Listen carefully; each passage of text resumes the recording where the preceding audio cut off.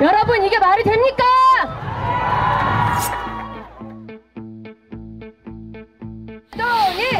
최동일! 최동일! 임재훈 화이팅! 임재훈! 마이크 넘기겠습니다.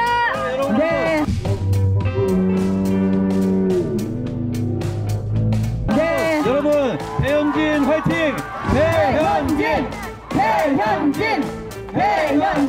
한 건 가지고 22억을 챙겨갔습니다. 22억 작은 돈입니까? 재벌 사건 해봤고 웬만한 사건, 큰 사건 제가 다 해봤습니다. 그런데 한 사건에서 그만큼 땡겨가는 거 본 적이 없어요.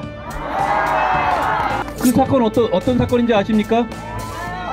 다단계 사기 사건이에요. 피해자만 어르신들 포함해서 10만입니다. 여러분 왜 22억인 줄 아십니까? 왜 20억도 아니고 22억일까요? 그거 부가세까지 땡겨 먹으려고 22억으로 만든 겁니다. 여러분은 법을 지키면서 사는 선량한 시민들입니다. 맞죠? 법을 지키면서 사는 선량한 시민들이 범죄자들과 맞서는데 기죽을 필요가 없습니다. 당당하게 나서십시오. 저희가 맨 앞에 서겠습니다. 여러분 이재명 대표와 조국 대표 같은 범죄 혐의 주렁주렁 달고 있는 사람들이 여러분들을 지배하겠다고 뻔뻔하게 나서고 있습니다. 그거 막아야 합니다. 그거 막는 것이 곧 민생개혁의 출발입니다. 여러분, 조국 신당이 그 조국 대표가 자랑스럽게 1번으로 내세운 후보가 박은정 후보입니다. 여러분, 그 박은정 후보의 남편은 조국 시대, 박범계 시대, 추미애 시대 모두 그 사람들의 검찰의 핵심을 실세를 이루었던 이종근입니다. 그분이 검사장 그만두고 얼마 만에 한 건 가지고 22억을 챙겨갔습니다. 여러분, 22억 작은 돈입니까? 저는 평생 검사로 살았지만 저는 재벌 사건 해봤고 웬만한 사건, 큰 사건 제가 다 해봤습니다. 그런데 한 사건에서 그만큼 땡겨가는 거 본 적이 없어요. 여러분, 그 사건 어떤 사건인지 아십니까? 다단계 사기 사건이에요. 피해자만 어르신들 포함해서 10만입니다. 10만 명으로부터 돈을 뜯어간 사건입니다. 그런 사건에서 한 건에 22억을 땡겼어요. 여러분, 그 돈은 어떤 돈입니까? 사기꾼들이 뭔 돈이 있습니까? 그분들한테 10만 명한테 사기친 바로 그 피땀 같은 돈입니다. 그렇게 사기친 돈 나눠 가진 겁니다.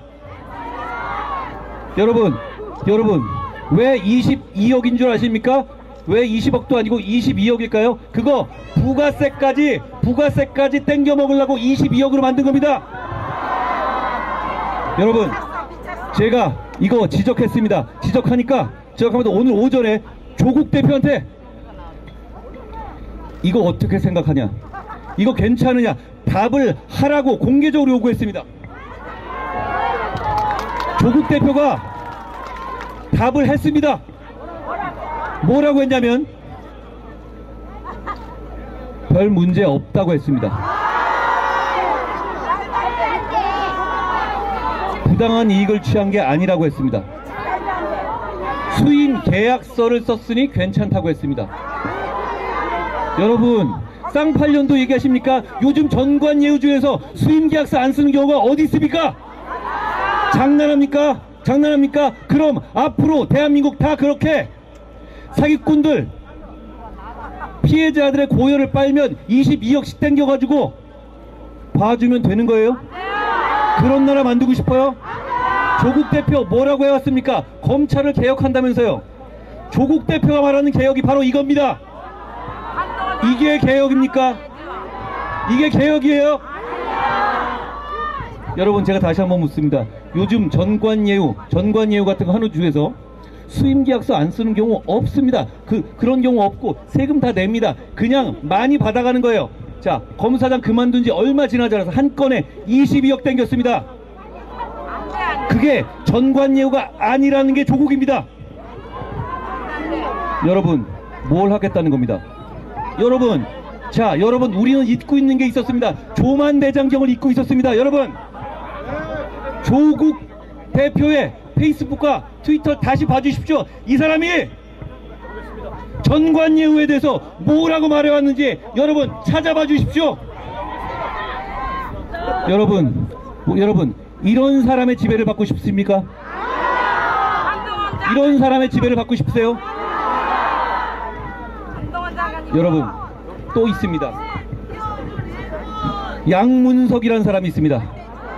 정말 기가 차게 제가 입에 올리기도 어려운 막말을 했지만 이재명 대표가 자기 편이라고 해서 넘어가 준 사람입니다. 여러분, 여기서 기억해 주십시오. 저희는 여러분이 막말이라고 지적해 주신 부분들, 당내 이견이 있더라도 제가 나서서 여러분의 눈높이를 생각해서 정리했습니다. 그걸로 인해서 저를 비난한 분들도 많이 생겼어요. 그렇지만 저는 여러분의 눈높이만 보고 정리했습니다.